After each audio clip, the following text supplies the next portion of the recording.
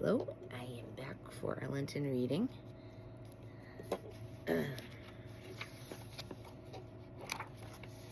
still struggling with this pneumonia, I tell you.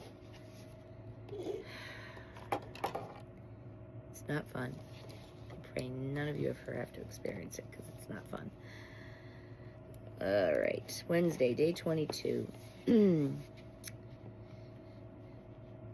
The readings are Deuteronomy 4, verse 1 and 5 through 9, Psalm 147, and Matthew 5, verse 17 through 19.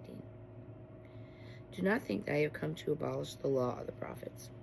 I have come to abolish, but to fulfill. Matthew 5, verse 17.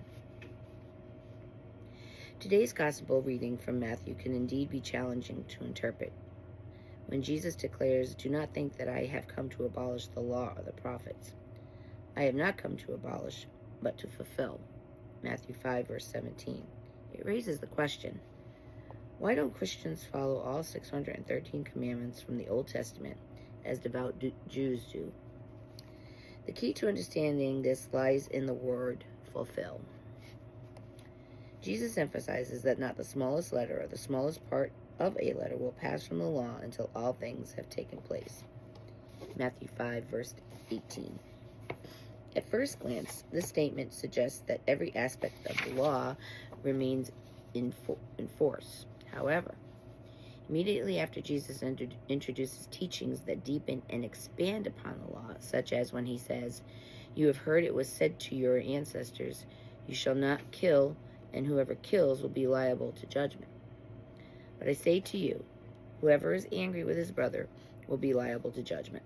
Matthew 5, verse 22.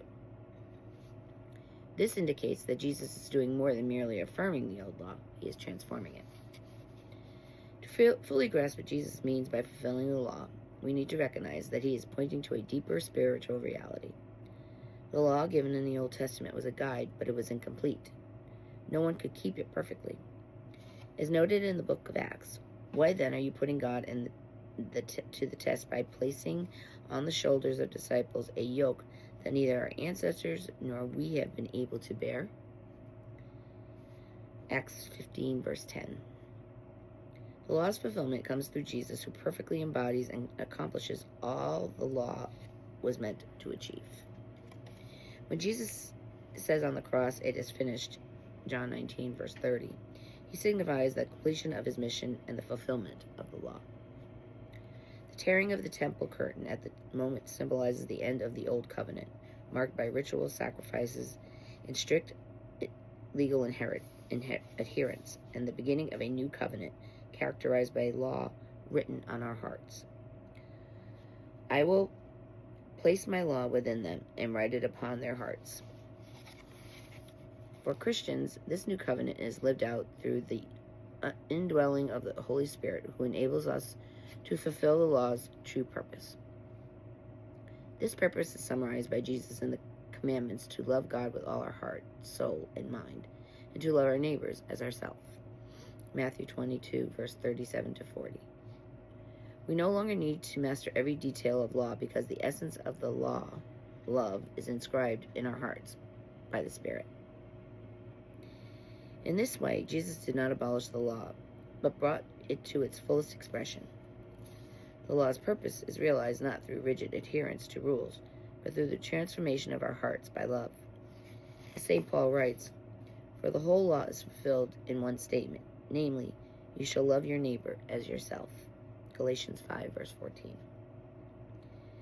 This is the true fulfillment of the law that Jesus came to bring, a law that calls us to live in the fullness of God's love, joyfully and freely, reflecting the grace that has been given to us.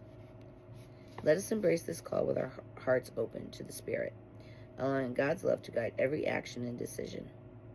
In doing so, we live out the true purpose of the law, bringing light into the world and fulfilling God's will in our lives. Lenten reflection. Loving God and our neighbor is not a feeling, but a decision. The decision involves our behavior, not our feelings. How can you decide to love God and your neighbor today? And that is our Lenten reading. It was a good one.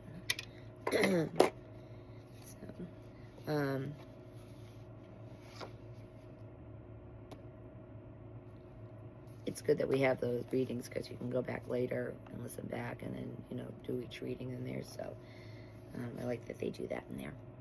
So now we will be back shortly with our novena to the Mother of God. So we shall be back momentarily. God bless.